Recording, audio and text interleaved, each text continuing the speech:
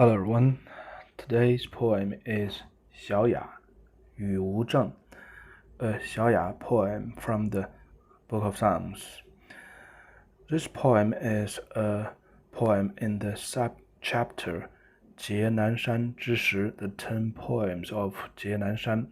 And basically all the poems in this chapter is about the chaos, the situation, or the personal feelings around the end of West Zhou dynasty. So this period of chaos, of warfare, is famine, the huge earthquake. So the country, the people experienced so many disasters, a lot of lives was lost.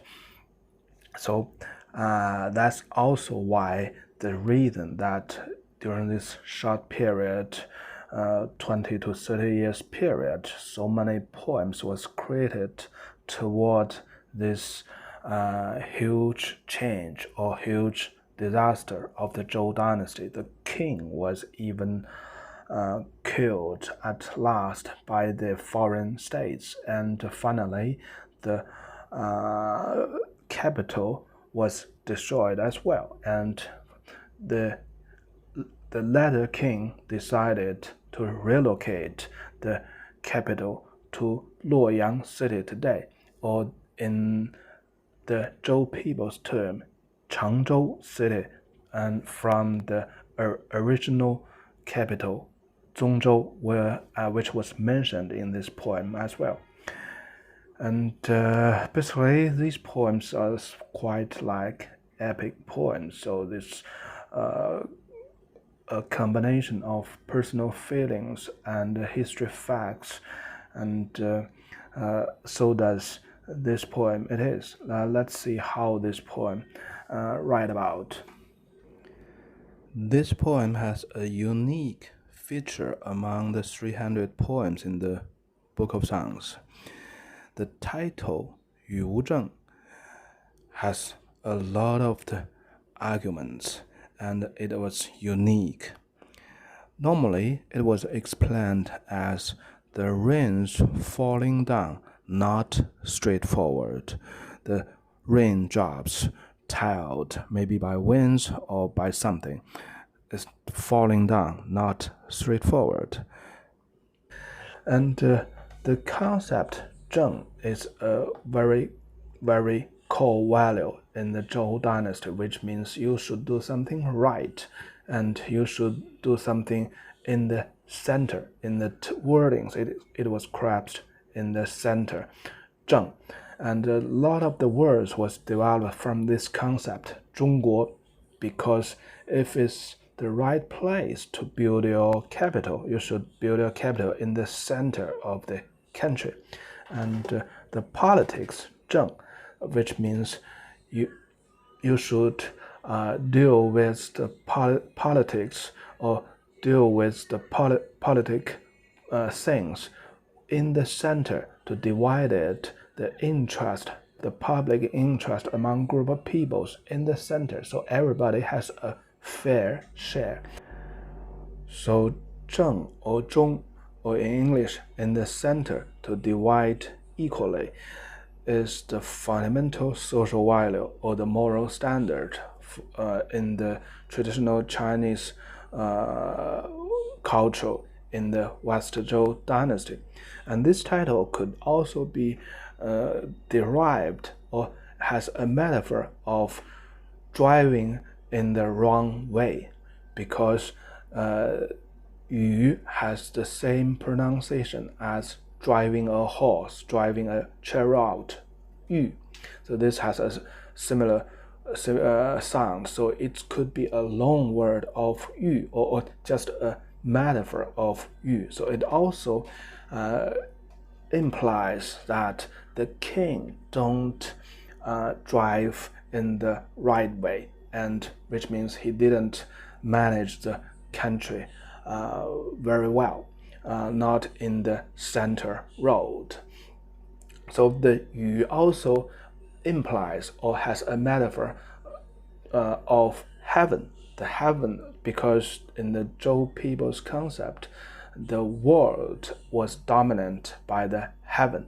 So we have such a huge disaster on the ground. The king was killed, and the capital was destroyed. A lot of people died. So this is a huge, huge disaster. So why this disaster happens? Because that's because of the heaven don't do it correctly, and the raindrops is from heaven, so it's a metaphor of heaven as well. So this title has so many metaphors. It could be explained in many ways. Anyhow, I gave two possible answers or two possible metaphors. In all way means it means the heaven don't do any good to the people on the ground, and or the king. King is the heaven, the son of heaven, so he's part of the heaven. The king didn't manage the country well, so that's why we suffered a lot. So far, we didn't get to the question why this title was unique among the 300 more poems in the Book of Songs. So the reason is, in the whole poem, there's not a word, a character, or meaning, or even a metaphor associated with the title, the raindrops. So that's unique among the Book of Songs, because the title normally comes from the words in the first sentence, or at least from the sentence in the poem. But this poem doesn't. Okay, let's get to the poem. I will not get too much deep into this poem because it's basically the history facts, epic story rather than a poetry. And the title, 雨无证, if I read as 雨无证, it means the raindrop doesn't follow straight down.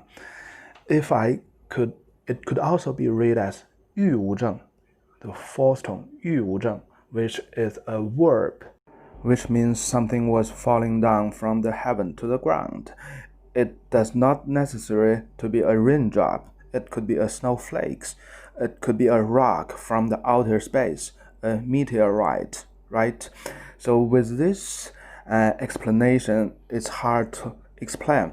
But if we take it as a long word of 玉, which means driving a chariot, which is a very normal metaphor to the Lord manage a country, manage a state.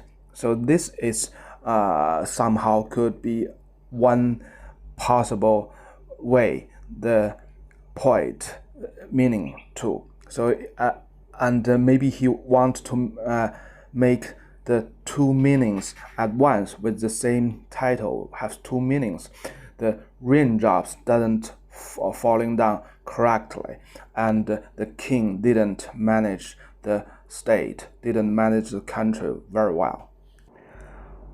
浩浩浩天，不尽其德. The vast high heaven in the spring, you don't fulfill your duty of growth. So the key words in this sentence is 浩天, is the term for the heaven in the springs. The Asian Chinese has different terms for the heaven in different seasons. So the spring heaven, its duty is to grow the creatures on the ground. So it should drop the raindrops, and it should give sunshine to let the crops, let the animals to grow in this season. So the spring season is always a very positive, very productive season for the Chinese concept.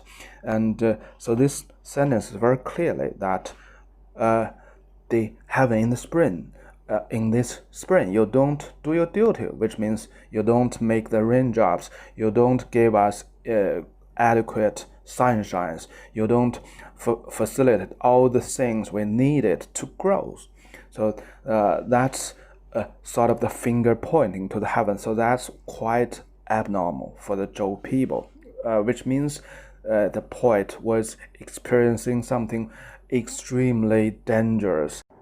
Let's continue to see what is so dangerous and urgent. 将丧饥馑，斩伐四国. You put famine and hunger upon us, and you are killing people in all the cities around. 饥馑 is famine, and 斩伐 means the heaven just like making a war. It's using his weapon to kill people in all the cities. 四国, the original meaning means the city in 4 directions, and basically it means the city, all the city around. So here it's quite simple. That is a finger pointing to the heaven in the spring. You don't do your duty. On the contrary, you don't grow us. You're just killing us in the springtime. So in the reality, this means they don't have a harvest the year before, or even the 2 years before. Normally, the Zhou people have a lot of catch of food. So if they have a famine, which normally means several years, for several years they don't have a good harvest, and finally in early springtime, which is the most shortish time of food of a year, and so the lot of people start to die at this time. This happened in the Chinese history again and again. So the first 2 pair of sentences is quite simple. Finger pointing to the heaven. You don't fulfill your duty for several years. We don't grow enough food for us, and thus our people are dying because of the hungry now. Okay, let's continue. 明天极微，浮绿浮屠. The heaven in autumn, you are so hurting and you are so powerful, but you don't have a very careful decision. You don't do things carefully. So the key words here is 明天, the heaven in autumn. The duty for the heaven in autumn's time is of killing, the decision of killing whom and how to kill. So this is a very, very sad season. The creatures on the ground, either they are dying or either they are declining. The heaven should be very, very merciful. So Min finally has the meaning of merciful, because in this time your duty is killing, and you should do that with very careful decision and with great mercy. So that's basically the philosophy behind. So let's review this sentence again. So it's quite easy. The heaven in the autumn, you are so hurt, you are so powerful. So something not correct, right? You should be very mercy and very considerable, right? Because all the thing you are in charge in this season is killing. You shouldn't do that with hurting or with so much power. You should be very, very careful and tentative, and be very merciful. And the next sentence will also make it more clearly. You don't think it twice. You don't make the decision very carefully. 虑 and 图 means planning, think about. So you don't think it very much, which means very carelessly. So that's a very, very bad situation. Let's continue. 蛇必有罪，既服其辜. So you let those who has guilties to hide away and just forget their guilty. 若此无罪，轮序已扑. If this guy is is not guilty. He don't have any guilty. He's not without any guilt. Anyhow, you fulfill your duty upon them one by one, and finally you do them all. Do what? Killing them all, because it's a time in autumn. So let's review the last three of sentence in the first paragraph again. So it's also quite simple as far as we understand the philosophy background of autumn, a season of killing and declining. The heaven should be very merciful, but in the the poem is also finger pointing to the heaven in the autumn. You are merciless. You are carelessness. You are killing all the good people, but you left all those bad guys to hide away. So this should be with the utmost fury to write down those sentences, because for the Zhou people, heaven is the everything, and the king represents the heaven, or so-called 天子, the son of heaven.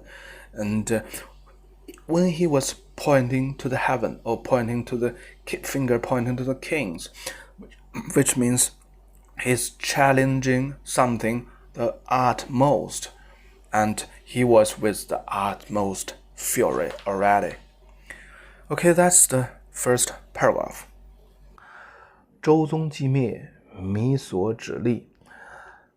周宗 is the city, the capital city of the West Zhou dynasty. So this capital was totally destroyed. Even with such, the disasters never stops. 弥所指立, the disasters, the guilty, never stops. 正大夫离居，莫知我疑。The Premier Minister left this place, and he doesn't know I'm working so hard. 疑 means I'm working so hard. So here, very likely, this Premier Minister, 正大夫, the officer in the center, so he's the most important or the high-ranking person in the central government. Very likely, he refers to Huang Fu. In my previous video, I have introduced that poem, the 十月之交. So there's a key. Huang Fu is the key figure in that poem, and he left the king, and he built a new city far, far away, and he moved all the resources and peoples from the capital to his new city. So it was confirmed very likely in this poem. 正大夫离居 refers to Huang Fu. He left the capital, he left the king, and he moved to a new place. Okay, let's go to the next sentence. 三士大夫莫肯夙夜. The three senior officers, they never do their duty. So 三士 is 三司, 司空, 司徒, 司寇. That's the most three high senior officers under the Premier Minister. We have talked about that in the poem 十月之交 in that video. And these three senior officers, they don't do their duty. 夙夜 is a idiom in the Book of Songs, so it means doing their official job, doing their duty day and night. 夙 refers to morning, and here refers to the daytime. 夜 is the nighttime, so it's just to describe someone is working hard day and night. Okay, let's continue to the next sentence. 邦君诸侯莫肯朝夕. 邦君, the laws. So in the West Zhou dynasty, there is a feudalism. So the laws is the basic elements of the society. They had a piece of land, and they have a group of people under him, and they report to the king of Zhou. And Zhu Hou is officially assigned a task to attend to the kings, normally seasonally. So they are part of the officer, or they are the part-time central officers for the central government. They don't go to the central government daily. They go to the central government monthly or quarterly. So that's the meaning of Zhu Hou. Hou is waiting. So they are waiting for the kings to summon them monthly or quarterly. So this here, it basically tells us the political structure of the Zhou dynasty. He didn't mention the king. The king is the heaven. So, and the king is Zheng Dafu, and the prime minister. The prime minister left the king, left the capital, run away, and then under him is the three senior officers: 司空、司寇、司徒、三士大夫、有司, and they don't do their duty. Very likely they still stayed at the capital city, Changzhou, around the capital area. And the other layer of the political structure is the laws, is the Zhu Hou. So they should go to the kings to pay a visit to the kings, to report to the kings monthly or quarterly. And when the king has something or has an order to him, they should fulfill the order of the king. And these guys, they from this time period, they never come to visit the king, or they never listen to the order of the king anymore. So everything fundamentally changed. Okay, let's continue. 孰曰是藏复出为恶 孰 all the people. So everybody said we should follow the order, we should follow the goodwill. Zang is fortune or goodwill. Shi means follow, to treat it as a law, to make it as a law. So everybody said we should do something good, we should follow the law. 复出为恶, but when they go out, which means after the meeting or after they make their commitment, they went back and they do something really bad. 复出为恶. So here tell us all the people, either they don't do their duty or they run away, or if they still stays with the kings, or they still stays around the capital area, so which means they have a duty, they have a responsibility to the king, to the country, but they never do a good thing. The wording or the promise is always with goodwill for the public interest. Anyhow, when they do something in reality, they do it really bad. They are selfish. They never care about the king, about the public interest. So in the second paragraph, if we say it as a whole, so it tells us the main facts that the capital was destroyed. So yet the high-ranking officers, he just a name calling to those high-ranking officers. They are really, really bad person. They are selfish. They don't fulfill their duty. The highest officers, the prime minister, even run away. So when we look at the first and second paragraph as a whole, we can see that this poet is in such a fury. He didn't care about the social traditions or the values of Zhou people. They used to be, they do something indirect, they do something very polite, and he just name calling in the first paragraph to the heavens. So the heaven is the least, or they should never against the heaven by the culture of Zhou people.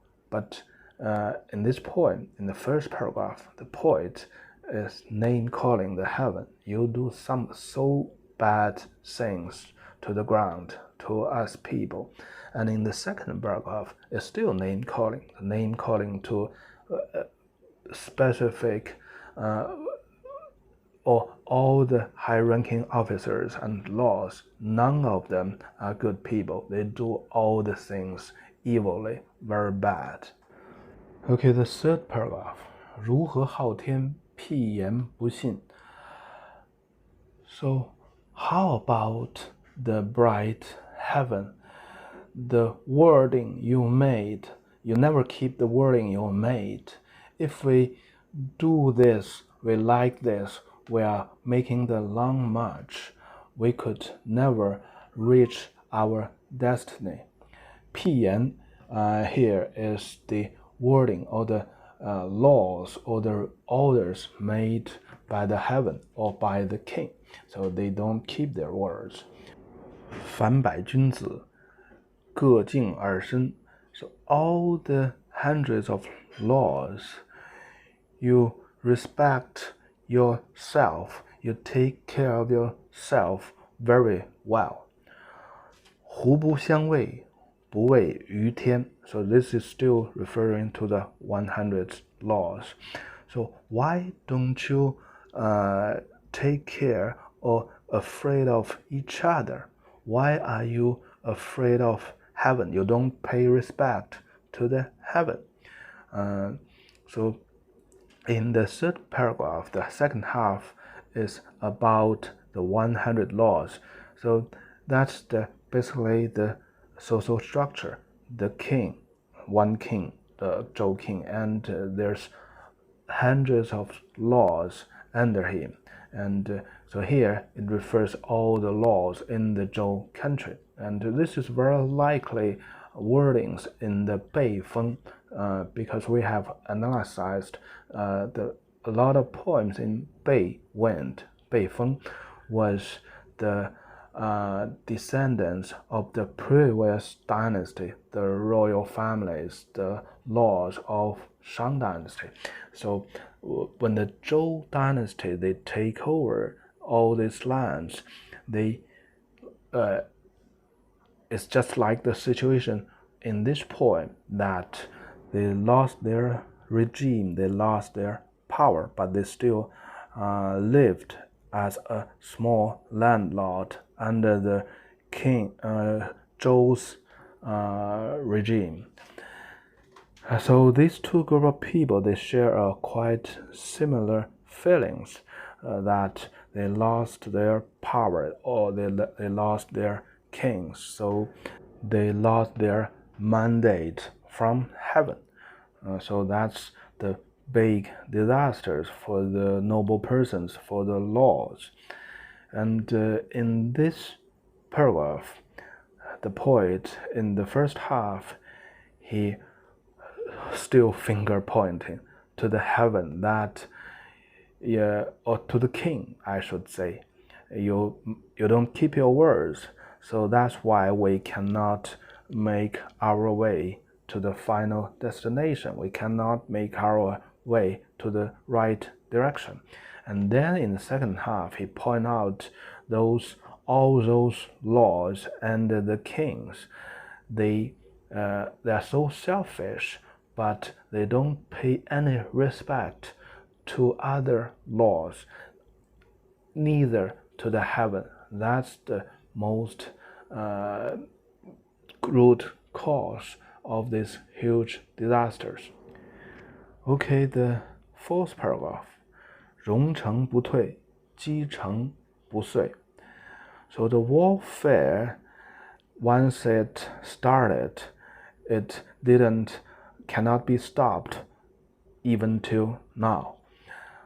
And once the famine started, and till today, it's still not ended.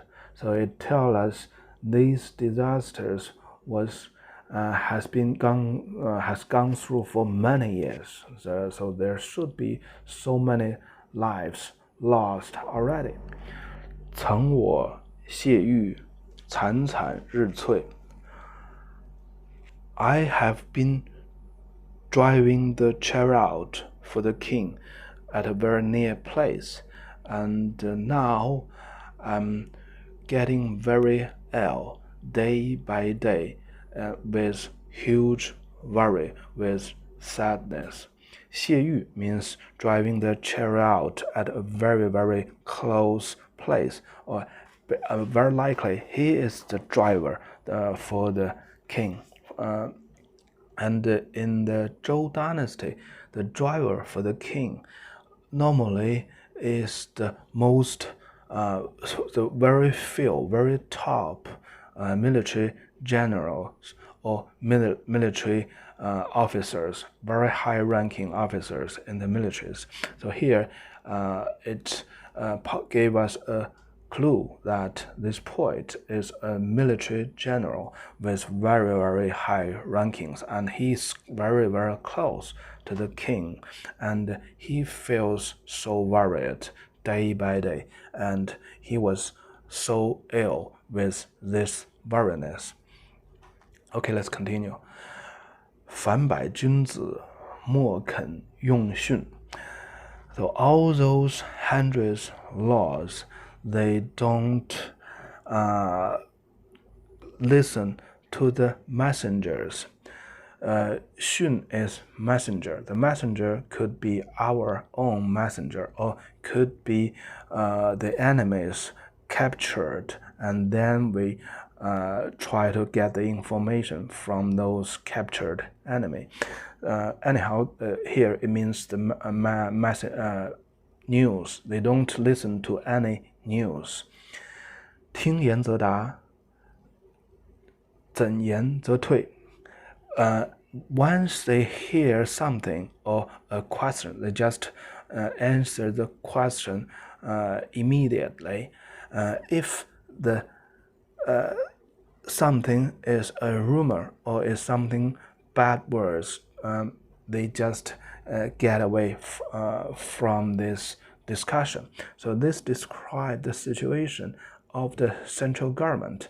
The central government, a lot of them, the high-ranking officers, the prime minister, run away or they don't do their duty, but there are still some people attend the central government to hold meetings to discuss the state affairs. But they just do it carelessly. So the normal process is if you are dealing with a state affair, you should listen to all the parties, the historians, even the fortune tellers, all kinds of people, and then you try to make a planning, a judgment, and with a very fair interest, fair concerns to all the interest of all the parties. But here it described 听言则答. Once he listened to the question, he know this situation, he just make the order. So it's a very careless behavior. It's a very bad management. If something is not good to the officers, when he hear it, he just run away. He didn't give a shit to that. So this is also a very, very bad behavior, a bad management of the government. So here it tells us the political life, the government, the central government, not only useless, but it do the things in a wrong way.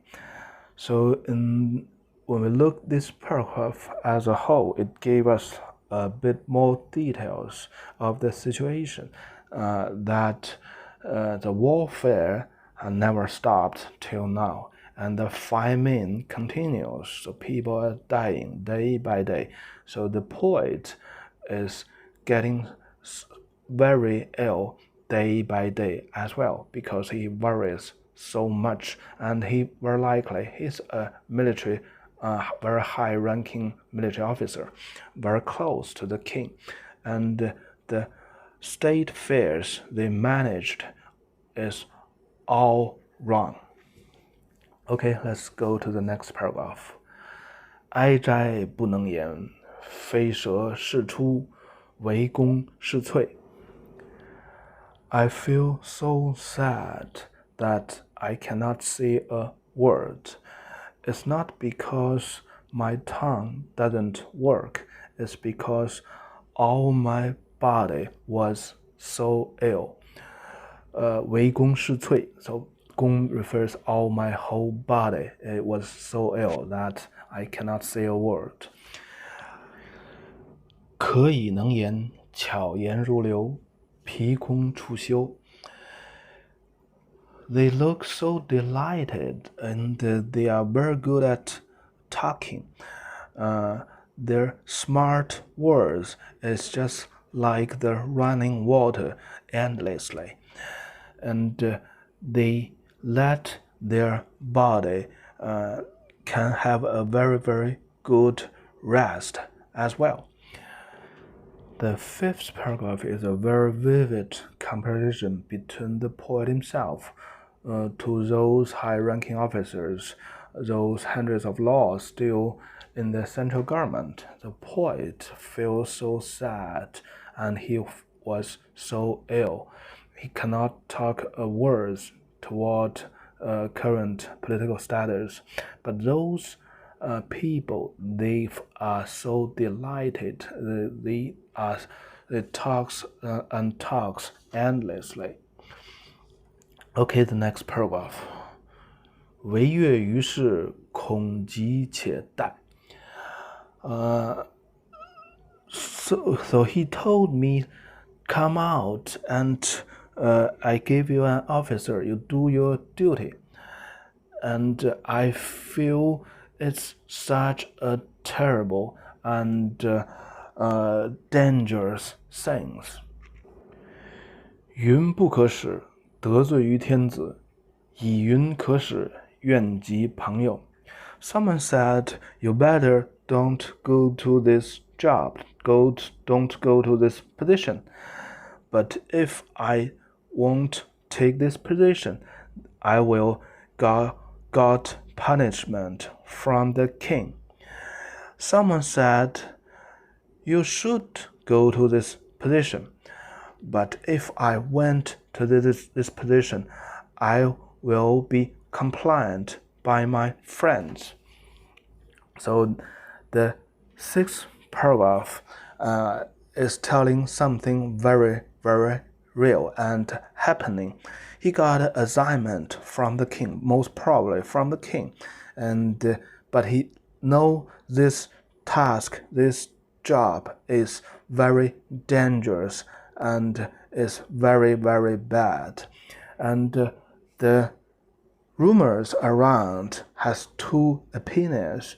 Someone said you should go. The other said you should go to this position. While the poet himself figured out if he goes, his friends would comply to him. If he don't go, the king would comply or even punish him. It's really a very, very hard decision to make. Okay, let's get to the next paragraph to see how the final decision was made. 为尔迁于王都，越于未有家室。Someone told you you should relocate to the new capital, and someone told me there is no land, there is no house for you in the new capital. So someone, it should be the order is from the king, but very practically, very likely, it's by a messenger. So in these two sentences, we can figure out that the king was already lived in the new capital, and this poet still kept at the old capital, or the area surrounding the old capital. And one day the king was summoning him. I give you a position, and you should come to the new capital. You should relocate, you and your family, to the new capital. But there's no space for you, the land, the new house. So what does it mean? So this is a very, very big change from the West Zhou dynasty to the East Zhou dynasty. So lost of the royal people, the noble people, they lost their lands when they relocate to the new capital. If they don't relocate, the foreign states, their enemies, will attack on them, and very probably they will lose their lands someday, somehow. So this is a huge, big change. So a bunch of noble persons, they became a normal person, but with some skills, and we see a lot of the evidence in the later history books, especially the 左传, 春秋左传. A lot of people, they are literate people. They know, they have sort of the skills, and they used to be the noble person, or even with the royal families. And in the East Zhou dynasty, they don't have land, and they just as a craftsman, as a sort of the white collar or blue collar person in the new place in the East Zhou dynasty. So the poet himself know it very clearly. If he don't have a piece of land, his social status as a noble would be fundamentally changed, or was removed of. The key words in this sentence is 世家. It refers to the family temple. So in this sense, you can feel that the family temple was associated with a family, but as well as a piece of land. And because of your ancestors, he was assigned a piece of land by the king of Zhou. Thus, you can survive, and you can have your family, and you can have your descendants. It's all by the goodness, all by your ancestors' efforts. And from the point of view of the king of Zhou, this relationship is between the heaven and the king of Zhou. The heaven assigned all the land to the king of Zhou. So the king of Zhou should always pray and sacrifice to heaven, to beg the heaven to continue his assignment. Don't change the mandate of the Zhou. So the king of Zhou could have all the land under him as always. So this always applies to all the laws in the Zhou dynasty. So as far as we understanding the situation, the status of the poet, the following sentence is quite easy to understand. 属思泣血，无言不及. So I feel so sad. I cry the blood out. So this is a huge sadness and sorrows. He cries so hard, even he cried the blood out from his eyes, and not a word I heard hurting.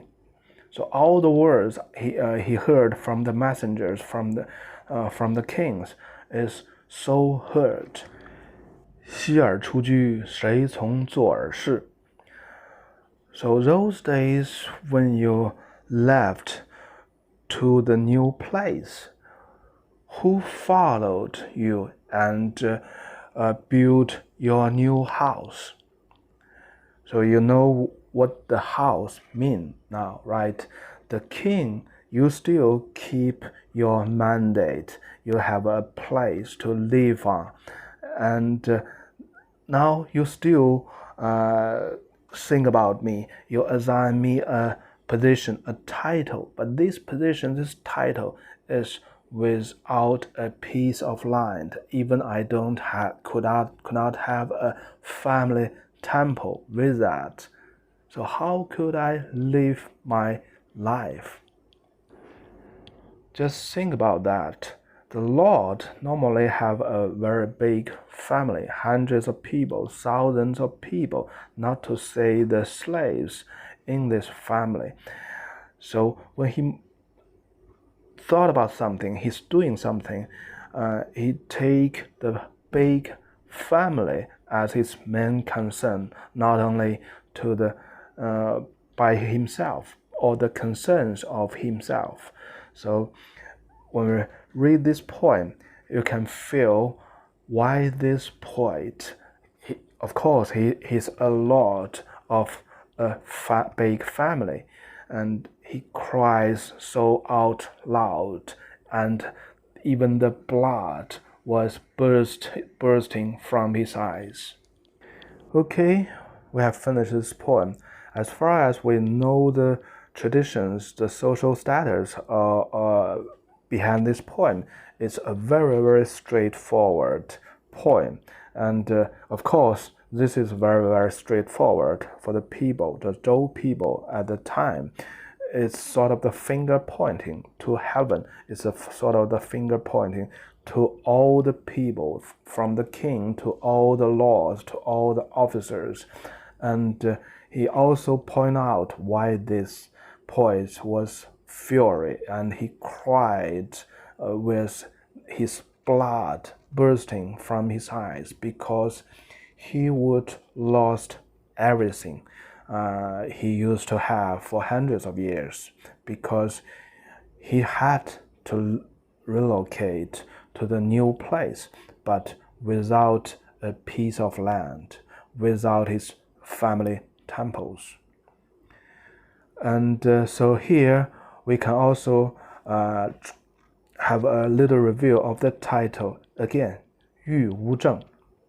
So he once was the driver for the king. Driver, 玉. Okay, so very likely the 玉无证 is from this concept, or from this point. He once was the driver for the king, and now the chariot, which is the metaphor for the country, for the mandate, it's driving to a not correct way, to a branch way, to a small, very narrow way. Driving a chariot is also a metaphor of his own big family and himself. There is no way ahead. It won't be any good as far as we are driving on a wrong way. 玉无证. Okay, that's for today. Bye bye.